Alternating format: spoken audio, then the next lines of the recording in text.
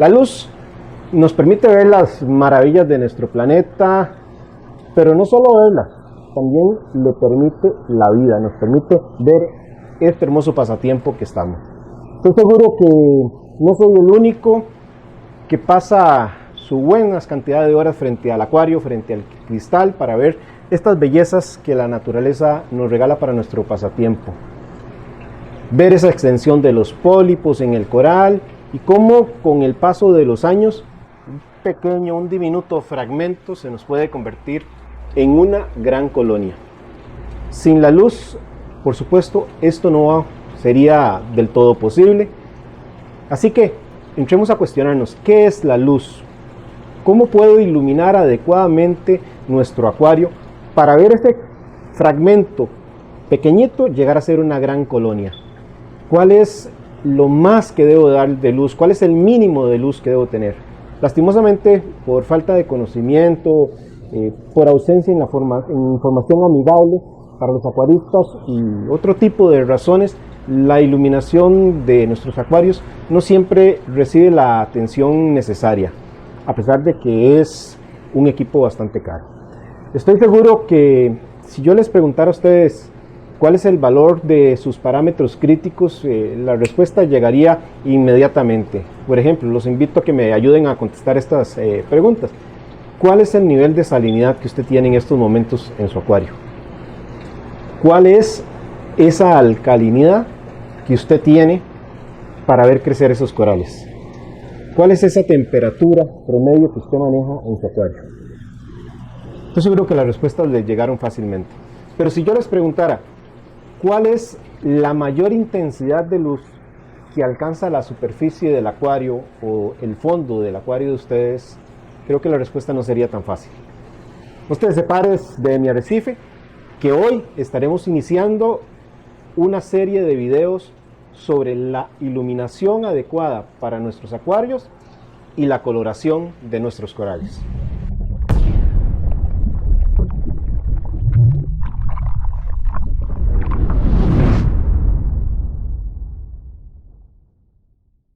Hola amigos de mi arrecife, qué gusto saludarlos y que nos encontremos nuevamente para poder conocer y intercambiar nuestras diferentes consideraciones sobre un gran tema, la iluminación adecuada para nuestros acuarios. Y por supuesto, vamos a hablar de la coloración de nuestros corales, pero eso será en la serie de videos que vienen posteriormente. Esta serie de videos que con esta entrega de hoy iniciamos consta de 5 videos. Y hoy iniciamos con los fundamentos de una adecuada iluminación para nuestro acuario marino. Obviamente no pretendo, como nunca lo he sido para ninguno de mis videos, dar por agotado el tema, y menos en este que es sumamente amplio, sumamente profundo, y que seguro algún elemento o tema me podría quedar olvidado por falta de un mejor desarrollo. Fuera de que el tema de la coloración implica muchísimas otras cosas, así que vamos a ir circunscribiendo el ámbito de estas charlas.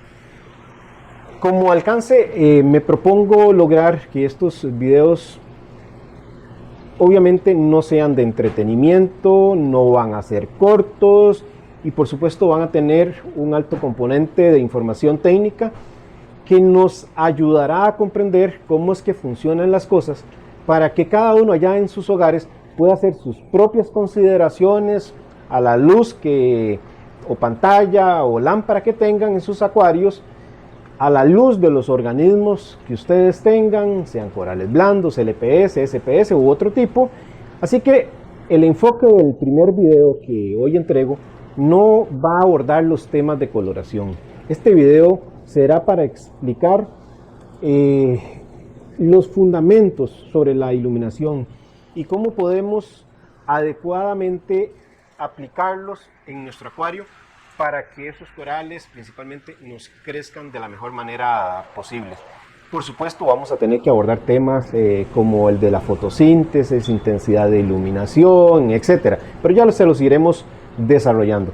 Dimensionado entonces el primer video que hoy les estoy entregando, pues vamos a ir entrando en materia. Yo quiero decirles que yo ya estoy preparado. Tomen ustedes un asiento porque obviamente, como les dije, no va a ser un video corto, así que pónganse cómodos porque vamos a entrar en materia. Por supuesto que también tengo mi forro para poder tener una guía que lleve un hilo conductor en esta exposición del tema, porque no es fácil tratar de que todos los temas relevantes no se nos queden por fuera. Entonces tenemos una guía con la esperanza de que los temas más importantes los podamos abordar.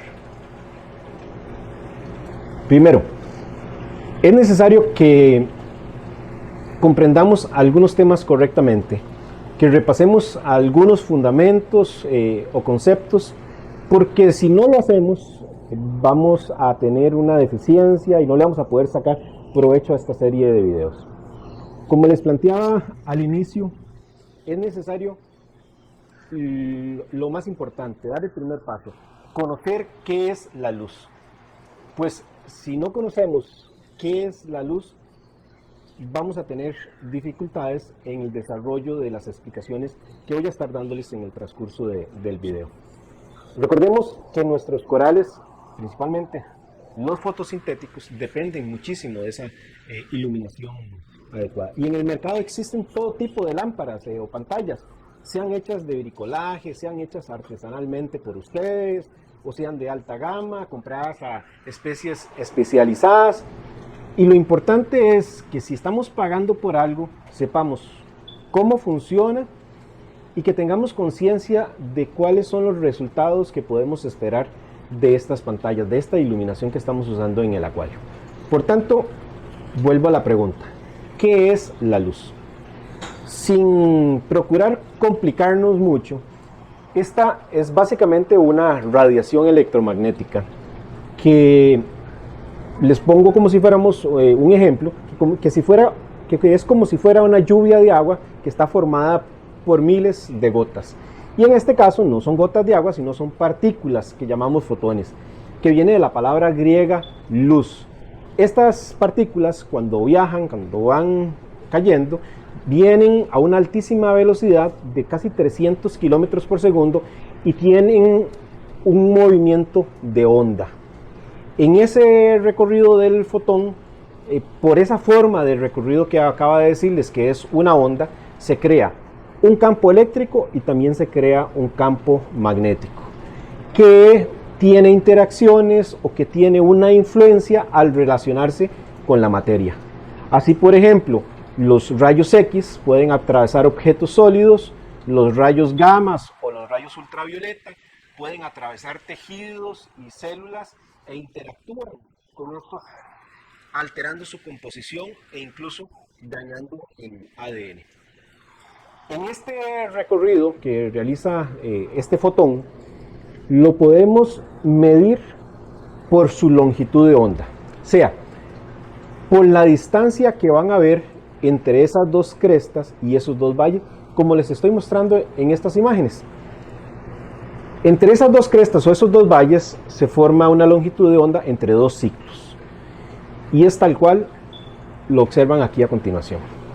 Los fotones llevan mucha energía y son los que se mueven en una frecuencia alta, son los que tienen esa mayor cantidad de energía. Por ejemplo, las ondas gamma tienen una longitud de onda, imagínense ustedes, del tamaño del núcleo de un átomo, y los rayos X tienen una longitud de onda que es del tamaño del átomo. Por el contrario, los fotones que tienen menos energía son aquellos cuyas longitudes de onda son muchísimo más grandes. Por ejemplo, en el caso de las ondas de radio, AM, FM, de alta longitud, son ondas cuya longitud de onda puede tener el tamaño de un edificio, como lo ven en el ejemplo. A todos estos tipos de longitudes es lo que le llamamos el espectro electromagnético. De todo este espectro electromagnético, los seres humanos solo somos capaces de ver una muy pequeña fracción de ese espectro electromagnético. Estas longitudes de onda que refiero no se pueden medir en metros, no se pueden medir en kilómetros, sino que existe una escala, y es una escala basada en nanómetros. O sea, es una escala de longitud, para que tengan ustedes, que equivale a la 1000 millonésima parte de un metro. Para darles un ejemplo más concreto, un centímetro es igual a 10 millones de nanómetros. Esa fracción del espectro, que es la que podemos ver, va desde el color violeta hasta el color rojo en el otro extremo. Y si lo llevamos a esa escala de medición en nanómetros que les acaba de comentar, sería la longitud de onda que va desde los 400 nanómetros para el tono extremo violeta hasta los 700 nanómetros para el tono extremo al otro lado, que es el de el color rojo. El siguiente detalle que les voy a reiterar, creo que es muy importante que lo tengan presente, que lo vayan a recordar, porque va a tener un impacto importante para las cosas que vamos a ver adelante. Las longitudes de onda que están del lado violeta, o sea, del lado violeta azul, están por el lado de los 400 nanómetros. Como son más pequeños que los del lado rojo, tienen más energía que esas longitudes de onda de los 700 nanómetros, donde está el espectro rojo. Así pues, conforme nos movamos de un lado a otro lado, o sea, de los violeta azules a los rojos, vamos a tener longitudes de onda con más energía en esas ondas y con menos energía al otro extremo y viceversa. Ahora, si son fotones que viajan haciendo una onda, que tienen una energía, que interactúan de forma diferente con la materia, ¿por qué podemos ver esa pequeña fracción del espectro? Esto es porque cuando un objeto recibe esa pequeña fracción del espectro electromagnético, según la sustancia a la que está hecho o está formado, sean nuestros corales, sea una hoja, sea una fruta, etc., va a absorber algunas longitudes de onda y otras las va a reflejar otras longitudes de onda. Esas otras longitudes de onda, que son las que están reflejando, corresponden al color que vemos. Como decía al inicio, los fotones pueden interactuar o tener una influencia con la materia o la sustancia de las que están estas formadas. En el caso que les estoy mostrando, en el caso de esta pera, ella va a absorber las longitudes de onda del espectro visible menos las del color verde. Y por el contrario, un objeto blanco, pensemos en el ajo, pensemos en el ejemplo acá de la cebolla, va a absorber la luz blanca y va a reflejar todos los demás espectros. Y un objeto color negro absorbe casi que todas las longitudes de onda que son visibles al ojo humano. Entendido el tema hasta ahora, la pregunta que procede es: a estos organismos que tenemos en nuestro acuario, particularmente los corales, y podríamos incluir otros organismos fotosintéticos, dígase una anémona, dígase una almeja, etc., ¿qué color les importa? O mejor dicho, ¿cuál es la longitud de onda adecuada que ellos van a requerir? Cuando hablamos de la iluminación adecuada para nuestro acuario, si bien buscamos una iluminación que estéticamente nos sea agradable, esta no necesariamente en lo estético es a su vez adecuada para nuestros organismos en el acuario, a todos estos organismos que están bajo nuestro cuidado. Ok. ¿Por qué es importante esa diferenciación? Para poder comprender la importancia de esa diferenciación, vamos a tener que adentrarnos en otro tema fundamental para la vida de nuestros organismos, que va desde el diminuto fitoplancton, pasando por la zoozantela de nuestros corales, de las almejas, llegando por ahí de las macroalgas e incluso hasta las indeseables aptáceas. Veamos entonces el proceso de fotosíntesis. Como la naturaleza es absolutamente perfecta para que la vida sea posible, en este planeta tenemos organismos que son fotoheterótrofos, es decir, usan la luz como una fuente de energía, pero no pueden convertir el dióxido de carbono en azúcares, y por ello deben recurrir a compuestos orgánicos. También tenemos otro tipo de organismos, que son los quimioautótrofos. Estos organismos quimioautótrofos van a utilizar los electrones derivados de los compuestos orgánicos reducidos como fuente de energía, y estos sí usan el dióxido de carbono. Otros organismos más bien son quimioheterótrofos.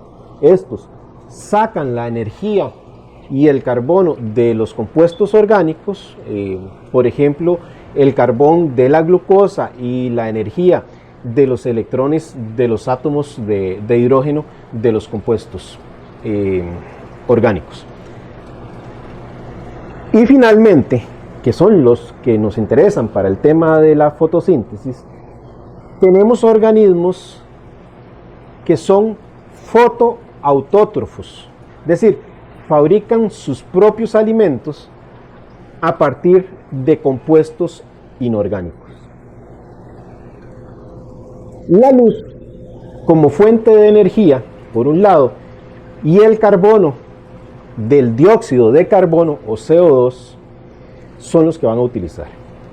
Y aquí vamos a ubicar las algas desde el fitoplancton, base de la cadena alimenticia, el Symbiodinium, o sea, la zoozantela en nuestros corales, que es un tipo de dinoflagelado que vive en simbiosis con nuestros corales, el alga que vive en las almejas, en las anémonas y en otros organismos, hasta las macroalgas de nuestros refugios y los pastos marinos, que van a requerir de esa adecuada iluminación y dióxido de carbono para producir de esas fuentes inorgánicas materia orgánica. Materia que va a ser muy rica para estos organismos y en sus diferentes procesos muy necesarios. Pero cada uno de estos organismos fotoautótrofos es igual de eficiente produciendo energía con cualquier tipo de luz y más precisamente, por lo que he explicado, con cualquier tipo de longitud de onda. Pues como ya les expliqué, para cada longitud de onda hay una energía particular asociada. Dado esto, entonces, ahora sí, bajemos un poquito más a conocer la fotosíntesis a fondo. En términos muy prácticos o muy sencillos, la fotosíntesis no es más que un proceso químico que transforma, usando energía que mencionamos al inicio, tienen las longitudes de onda, el dióxido de carbono y el agua, a una glucosa, o sea, a un compuesto orgánico. En términos simples, este compuesto orgánico básicamente son azúcares, que van a ser fundamentales para la vida de la planta, de las algas, como un subproducto de esa reacción química van a generar oxígeno, que cuando es excesivo en su cantidad como desecho, precisamente por aquel proceso de químico que conversamos, se convierte en algo peligroso para el coral, como un oxidante que es, y el coral, veremos adelante, podría terminar expulsando el alga con la intención de disminuir ese exceso de oxígeno. Y es por ahí donde podríamos terminar con un blanqueamiento en el coral. Ese oxígeno de desecho que requieren los corales para vivir, si es excesivo por un exceso del proceso de fotosíntesis, puede causarle daños al coral, pues ese exceso de oxígeno es una fuente de radicales libres que se caracterizan por su fuerte acción oxidante. A pesar de que el coral puede fabricar antioxidantes, igual que el ser humano, para protegerse de ese exceso, puede llegar el momento en que esa producción de fabricación no es suficiente, no le alcanza al coral para protegerse, y al no alcanzarle para protegerse, se desencadena la expulsión de la zooxantel y por tanto el blanqueamiento del coral. Aún ahí, todavía el coral no está muerto, pero si pronto no sucede algo, ese coral va a morir al perder la fuente que le genera alrededor del 90% de sus alimentos. Es en un futuro video precisamente donde voy a profundizar un poquito más en este tema. Este proceso químico de la fotosíntesis, como el de toda planta, aunque aquí vale una aclaración que técnicamente el alga no es una planta, pues no tiene una verdadera raíz, no tiene tallo, no tiene un tejido vascular, como sí lo tiene, por ejemplo, el pasto marino, es realizado por la clorofila. El proceso de fotosíntesis en el reino animal es lo que a nosotros nos va a interesar. Para las algas o los pastos marinos se realiza dentro de una estructura que tiene la célula vegetal, que consiste en una membrana llamada cloroplastos. Y la naturaleza exacta de cada cloroplasto es diferente según el tipo de alga.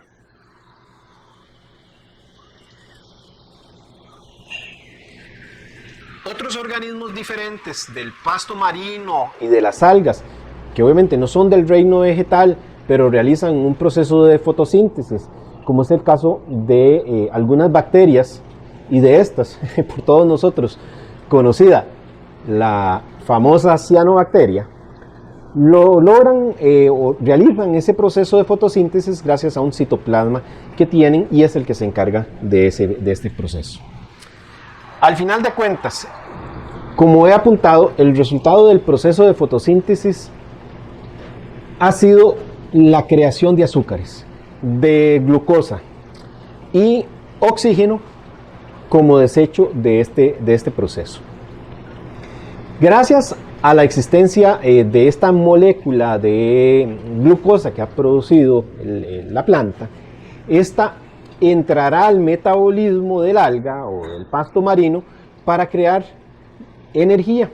Y ya esto, junto con otros nutrientes que ha estado tomando, como el nitrato, el fosfato, el hierro, el potasio u otro tipo de oligoelementos, logrará que se den otras transformaciones como la creación de aminoácidos y luego por estos proteínas, así como todos esos otros procesos necesarios que las algas, macroalgas o pastos marinos requieren.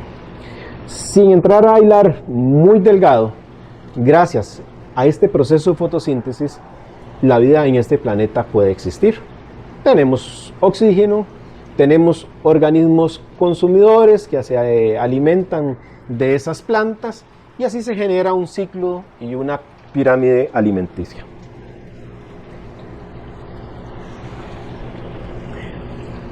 Ok, ahora bien, es el fitoplancton, la zooxantela, las algas indeseables, las macroalgas del refugio, igual de eficientes produciendo esa energía como resultado de la fotosíntesis con cualquier tipo de luz o más precisamente con cualquier tipo de longitud de onda?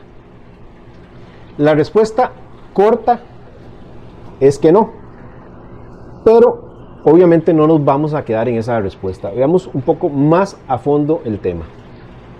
Pero sí quiero aclararles que lo voy a reducir la conversación al ámbito de la iluminación para nuestros corales fotosintéticos. Y por tanto, aunque brevemente voy a detenerme, aunque sea unos minutos, porque necesariamente tenemos que entender qué es un coral. Un coral, como sabemos, es un animal. Y para el caso de los corales que son fotosintéticos, estos a lo largo de miles de millones de años en su proceso evolutivo, lograron desarrollar una relación ganar o una relación simbiótica con el alga que conocemos como la zoosantela, y que vive, por así decirlo, en la piel, en la epidermis del coral. Y producto de esa relación, esta alga le aporta al coral como el 90% de sus alimentos, y la otra parte de la alimentación el coral la obtiene por medio de la captura o caza de las presas que realizan sus tentáculos, que están impregnados de nematocitos y que, como si fueran arpones, paralizan, y luego esos mismos tentáculos llevan la presa a la boca del pólipo. En esta relación simbiótica, la zoosantela entrega al coral sus desechos metabólicos, consistentes básicamente en el oxígeno, azúcares, también tenemos aminoácidos y lípidos. Y por su parte, el coral también le entrega sus desechos a esa zoosantela, y que básicamente va a consistir en el dióxido de carbono, compuestos nitrogenados y fósforo.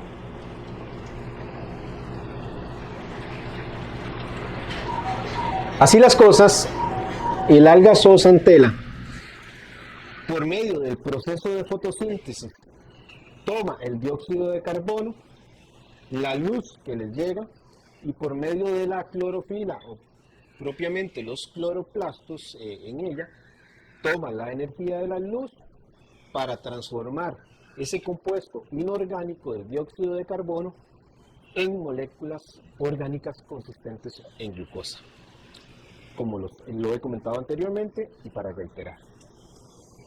En esta imagen que les comparto, observan la célula de zoosantela de un coral Fabia.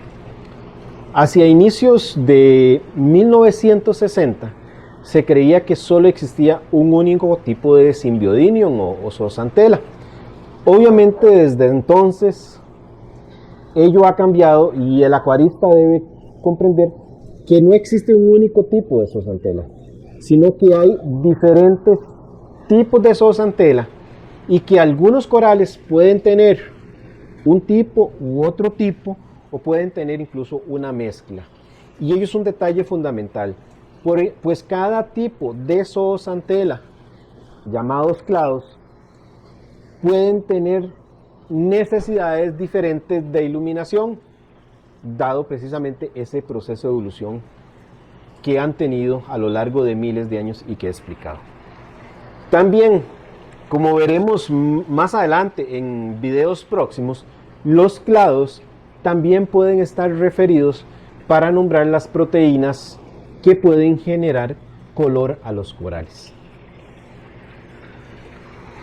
Dentro de estos clados, unos pueden requerir o soportar mucha iluminación, y otros pueden requerir o soportar menos iluminación, tal cual con las plantas terrestres.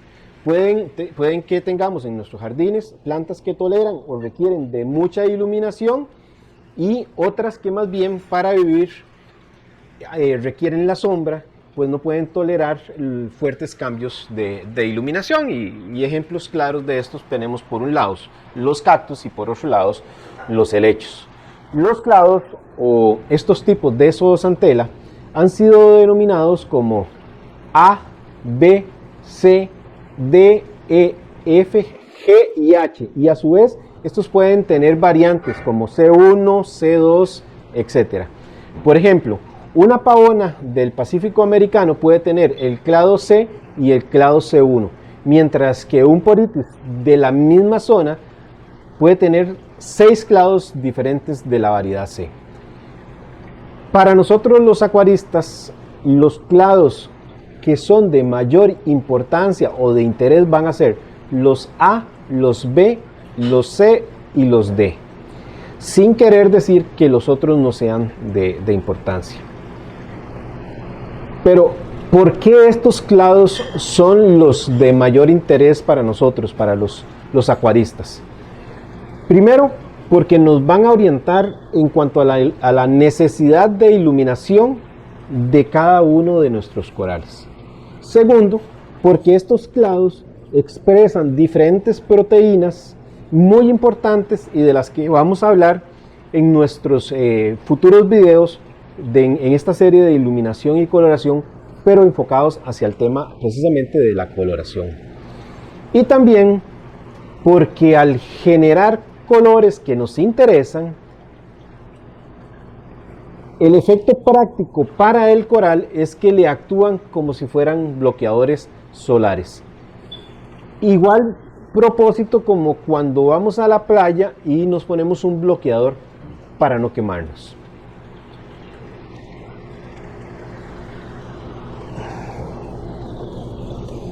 Este detalle encierra un gran tema de fondo y que explica la necesidad de por qué nosotros los acuaristas debemos aclimatar un coral a la intensidad lumínica cuando lo compramos. Pero esto lo vamos a ver en un video futuro, aunque les voy a dar unos detalles, por lo menos para que no se queden con las ganas. Para entrar en detalles, también es necesario para el desarrollo de los siguientes videos entender que el clado A contiene fluorescencia verde y roja. El clado B tiene las proteínas fluorescentes de las acoporas y montiporas, así como algunas proteínas fluorescentes.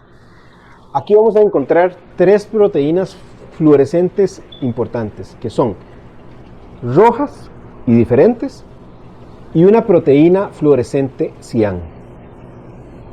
Por ello son colores comunes en las acoporas.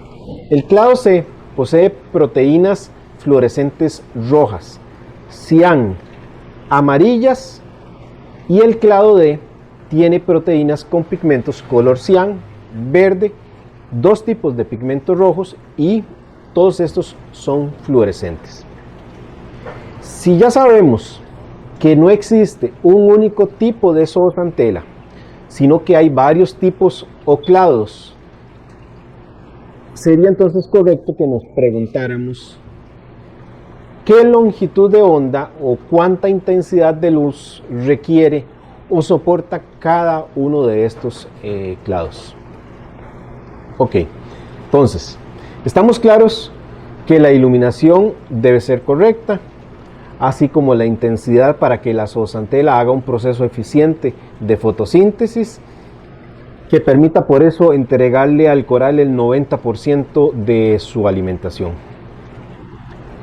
Pero antes de seguir adelante, recordemos lo que les había señalado minutos atrás en este video de cómo la materia puede interactuar de forma diferente con la luz según diferentes longitudes de onda o tener una influencia con ella. En este sentido, el agua del océano, el agua de nuestro acuario es esa materia, es esa sustancia con la cual las longitudes de onda o la luz va a interactuar. Y esto es importante porque la penetración de la luz difiere según el medio que deba de atravesar. Si por ejemplo tomamos un foco o una linterna para iluminar un objeto este nos va a dar una determinada iluminación del mismo. Pero si ponemos en el medio una hoja de papel, vamos a obtener una iluminación diferente.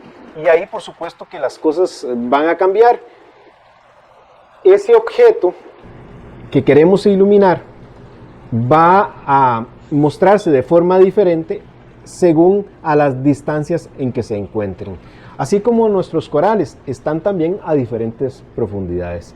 Y por supuesto, ni qué decir en el océano.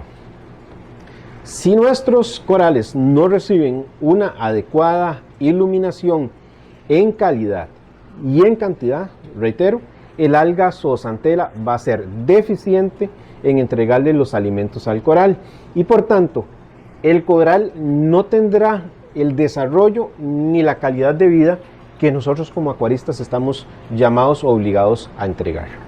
Y por otro lado, si la intensidad es pobre, el coral no va tampoco a desarrollar los bloqueadores solares, sean los colores a través de los pigmentos, que son los que queremos verle. ¿Y por qué no lo va a hacer? Porque no le va a ser necesario al coral protegerse de una intensidad que no es lo suficiente para hacerle daño.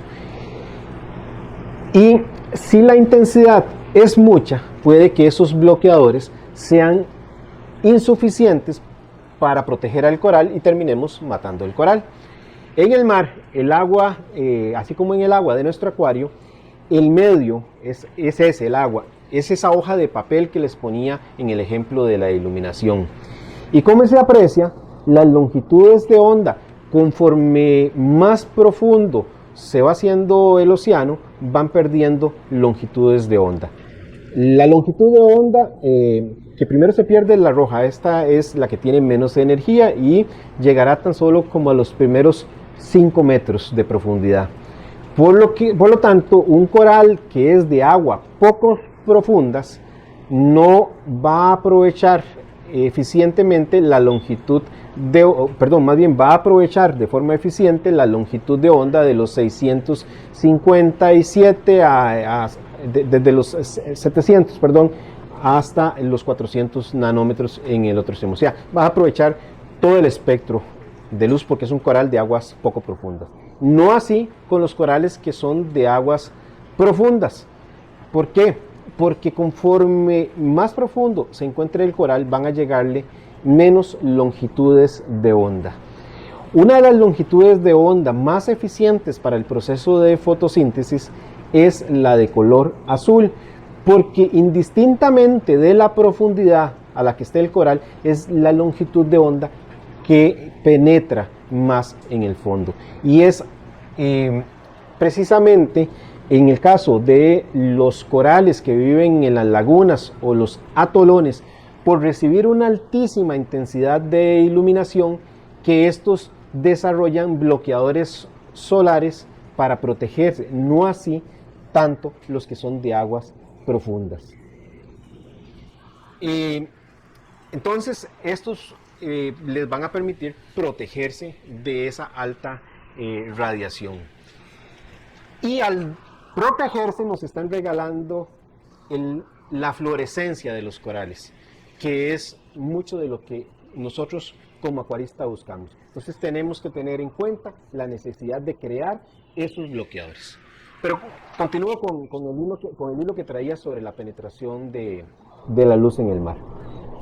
Pasados esos 5 metros, el espectro rojo ya va desapareciendo. Y el infrarrojo, pues obviamente ya quedó perdido prácticamente en el primer metro.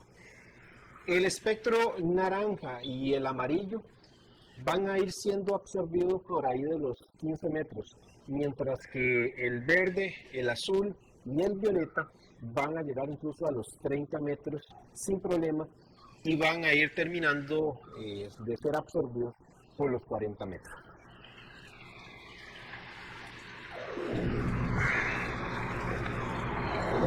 El agua, por tanto, interactúa como si fuera un filtro selectivo. Va a ir eliminando los colores conforme más profundo se vaya haciendo el mar. Y esto es por lo que he explicado, porque las longitudes de onda van siendo absorbidas tanto por el agua como por la materia disuelta que está en esa agua y que debemos de entender como acuaristas que también existe en nuestro acuario. Tenemos ese tinte amarillo y ese tinte amarillo es una interacción que tiene la longitud de onda que hace que se pierda profundidad, que se pierda intensidad. Y también tenemos, como lo vimos para el caso de la pera, que esas longitudes de onda, unas que fueron absorbidas y otras reflejadas con la pera y la cebolla, también va a suceder exactamente lo mismo con los organismos que se encuentran en el arrecife coralino, en las rocas o en nuestros acuarios. Como ya introduje el tema de la intensidad de iluminación, también es importante entender que a mayor profundidad tenemos menos intensidad de iluminación y, como vimos, menos longitudes de onda. Por el contrario, a nivel de agua, pensemos en esos corales que quedan expuestos cuando la marea baja, tenemos una altísima intensidad de iluminación que hace que nosotros, si vamos a la playa y no tenemos bloqueador, nos quememos. Y en el caso de los corales, desarrollen esos bloqueadores que les he venido comentando.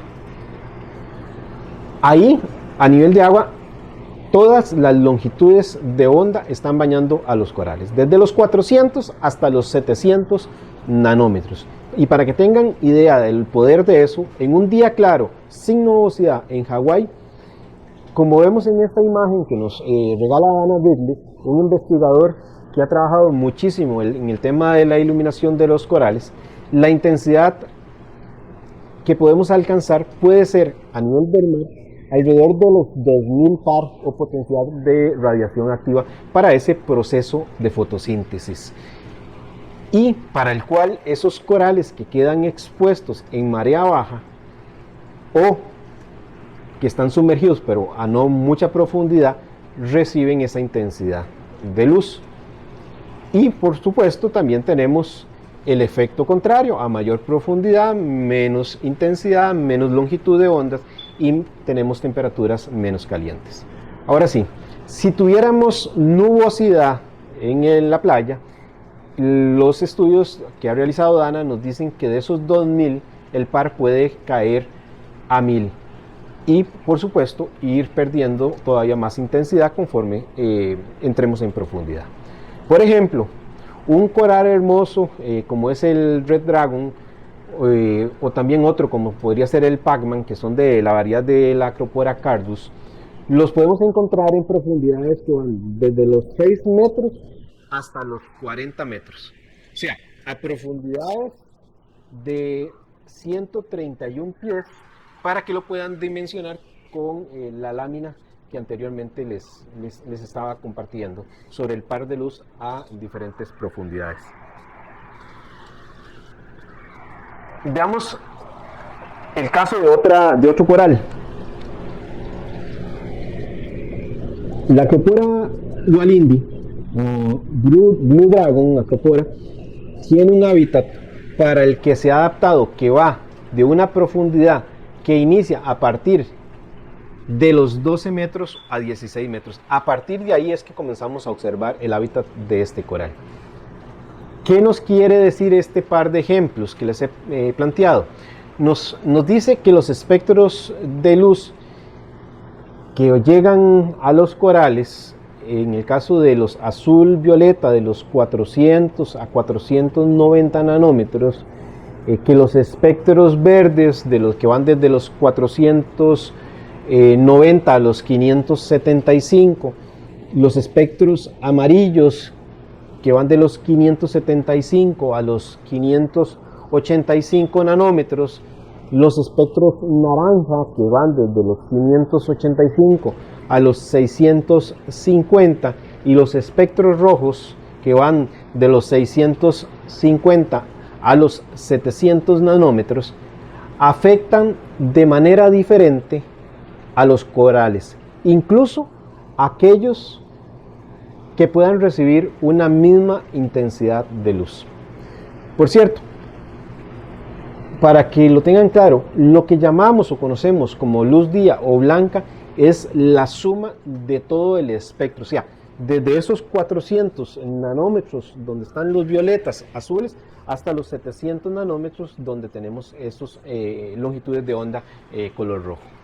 El espectro de luz que le llega a cada coral, así como su intensidad, hace diferencia. Por lo que debemos conocer cuál es la necesidad particular de cada coral en cuanto a su espectro ideal. Y no solo eso, sino conociéndolo, sabríamos entonces dónde podemos ubicarlo en el acuario para darle su adecuada atención. Recordemos que las longitudes de onda entre más pequeñas tienen más energía. Es decir, la longitud de onda roja que inicia en los 700 nanómetros tiene menos energía que las azul que inicia en los 400 nanómetros. Y por ello, la longitud de onda, como vimos, le es más fácil penetrar un medio, sea el océano o sea el agua de nuestro acuario. La luz roja, como vimos, es prácticamente absorbida en esos primeros 5 metros del agua del océano. Por ello, las macroalgas son muy eficientes usando estas longitudes de onda, así como los pastos marinos. O bien usan todo el espectro, porque ahí es donde llega todo el espectro. Por tanto, es normal que en nuestro refugio usemos luz roja o usemos un espectro completo, porque así esas macroalgas van a ser más eficientes haciendo su proceso de fotosíntesis, pero no necesariamente es lo que le sirve a nuestros corales. Sin cuestión alguna, los corales han desarrollado tremendas habilidades adaptativas y que por tanto la zoozantela tiene que recibir esas longitudes de onda adecuadas para hacer su proceso de fotosíntesis. Y aquí el espectro azul tiene un gran impacto en el coral, porque como lo referencié hace unos minutos, indistintamente de donde esté ese coral ubicado, tenemos la garantía de que la luz de longitud de onda azul siempre va a estar ahí presente. Ese espectro de los 400 a los 490 nanómetros. Investigaciones científicas tienen demostrado que los requisitos mínimos de luz para que la zoozantela funcione, se desempeñe bien, están vinculados tanto a la calidad del espectro como a la intensidad del par. Por ejemplo, en la investigación que les estoy compartiendo y que les voy a dejar en la descripción de este video, en la parte de texto, lo pueden ubicar como la calidad espectral de la luz es clave para la fotoadaptación de las colonias de Stylopora fistillata a diferentes profundidades en el Mar Rojo. Ahí pueden encontrar el enlace para que visiten esta investigación. En esta investigación se recolectaron dos tipos de Styloporas fistillata o milcas. Una la recolectaron a una profundidad de los 3 metros y la otra la recolectaron a una profundidad de 40 metros. Luego ambas fueron iluminadas con la misma intensidad de par, con el mismo fotoperiodo, pero les aplicaron un diferente espectro. Lo primero que encontraron los investigadores fue algo que no les dio sorpresa, y es que la Stylopora de los 3 metros tuvo una mejor tasa de fotosíntesis cuando se le aplicó el espectro completo. ¿Por qué? Porque estaba acostumbrada a vivir cerca de la superficie. No así tuvo el mismo desempeño la Stylopora de los 40 metros. Pero cuando se le aplicó la longitud de onda a ambas Styloporas, la Stylopora de los 40 metros tuvo una mejor reacción a la tasa de fotosíntesis que la Stylopora que se ubicaba a los 3 metros. Los investigadores estiman que los corales que habitan las aguas profundas, a pesar de que pueden ser de la misma variedad que otro que se encuentra a aguas menos profundas. Estos de aguas profundas absorben las longitudes de onda de más energía, como es el caso de la luz azul, para potenciar su proceso de fotosíntesis mejor que el uso que le daría el espectro azul a aquella que está a aguas poco profundas como los 3 metros. Recordemos que en nuestro acuario, si bien es cierto, no existe nubosidad, pero sí tenemos materia orgánica disuelta en esa columna de agua que afecta la claridad, la cristalinidad del agua para que tengamos aguas más amarillas cargadas de algún tipo de alga, y eso obviamente va a afectar el par o ese potencial de radiación activa para que la zooxantel pueda realizar su proceso de fotosíntesis, y por tanto va a disminuir con la profundidad que tenga nuestro acuario si no tenemos claridad o hay ausencia de esa de agua cristalina. Está claro que el espectro de luz, por tanto, juega un rol primario en el crecimiento adecuado de nuestros corales. Y gracias a las investigaciones, como esta que les comparto en las imágenes, vemos que el espectro azul y el rojo regulan de forma diferente la densidad de la zooxantel, y lo hacen, como dije, en forma opuesta. Para aquellos acuaristas que buscan el color, esto es un detalle muy relevante. Y como un abreboca al tema de la coloración que veremos en futuros videos, les voy a dar unos detalles. Vean, por ejemplo, que estas colonias de Milka que les estoy compartiendo, la primer colonia que miran fue expuesta al espectro azul, a longitud de onda azul, y la segunda fue expuesta a la longitud de onda roja, al espectro rojo. Ambas fueron expuestas por 10 semanas y a la misma intensidad de par, de 300 par. Después de 10 semanas se sacaron y se les tomaron fotos a ambas colonias usando un full espectro. Y obviamente, por lo que miran, no queda duda del resultado de la coloración. La colonia que fue expuesta a las longitudes de onda azul tenía un color púrpura más intenso que la que fue mantenida con el espectro rojo.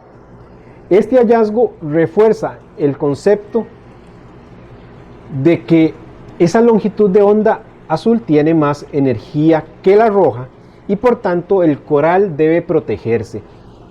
Y para protegerse de esa longitud de onda, promovió más pigmento protector que el coral que tenía la exposición a la luz roja. Adicionalmente, también ven ustedes que la densidad de la zooxantel resultó diferente, un 40% menor en la colonia expuesta a luz roja respecto de la expuesta al espectro azul. La ausencia del espectro azul no favorece el crecimiento normal de la zooxantel, y por supuesto ello tendría cualquier coral que le quitemos ese espectro azul un efecto en el estancamiento, en su crecimiento y por supuesto en su coloración. Al ser expuesta la Milka a la longitud de onda azul, como expliqué, esta debió desarrollar pigmentos protectores, que básicamente fueron la cromoproteína rosada y la proteína fluorescente verde. Estos dos pigmentos se formaron en respuesta a esa mayor cantidad de longitud de onda más cargada de energía que tiene el espectro azul, violeta, y por supuesto parte de la luz ultravioleta. Y al generarse estos pigmentos, ellos evitaron que se dañara, por así decirlo, la maquinaria de fotosíntesis que habita en esa zooxantel. Y esto, como anticipo al video que tendremos en las próximas semanas, fue un bloqueo por exceso de radiación de la longitud de onda azul, y entran en juego cromos proteínas rosadas y reflejándolas, que cogieron esas longitudes de onda, esas proteínas, cromoproteínas, y las reflejaron en una longitud de onda menor. creando parte de la proteína también fluorescente. Incluso hay investigaciones que se han realizado en las Ophilia graverenses que encontraron que el espectro azul es clave para mantener la división celular normal, mientras que aquellas eufilias que fueron expuestas solo a la luz roja y parte de la infrarroja sufrieron una interrupción en la mitosis de la zoosantela, mientras que aquellas que fueron expuestas a un espectro completo o también al espectro azul mantuvieron una división celular normal. En esta imagen que ahora les comparto tenemos, como ustedes observan, 3 milcas o Styloporas pistillata. En la parte superior tenemos estas milcas expuestas a diferentes longitudes de onda. La primera expuesta a un full espectro, la segunda a un espectro azul y la tercera a un espectro rojo. Estos fracs fueron expuestos a un par de 300 micromoles por metro cuadrado por segundo durante un lapso de 10 semanas. Y en la parte de abajo vemos otros 3 fracs, pero ya de la poritis cilíndrica, en las mismas condiciones de par y de espectro que expliqué anteriormente. Por lo que todo lo que ya les he explicado de los pigmentos protectores, la milca que fue expuesta, como lo observan, a luz azul logró una mayor coloración. Luego la expuesta a luz blanca o full espectro y la de menos coloración y densidad de zoosantela fue la expuesta a la luz roja. Otro detalle que se puede observar en el caso de los porites que están en la parte de abajo es que los fracs expuestos, o el frax expuesto a la luz roja fue el que morfológicamente fue más afectado, pues comenzó a crecer más horizontalmente a partir de su base, como diciendo, necesito más luz. Lo que les he estado hablando anteriormente no quiere decir, ni lo fomento, ni lo estoy promoviendo, que se use solo el espectro de luz azul. El espectro de luz rojo es sumamente importante para el proceso de fotosíntesis y también de coloración de otros corales. Pero sin duda y definitivamente el espectro de luz azul es muy importante y lo vamos a ver a continuación cuando hablemos del pur.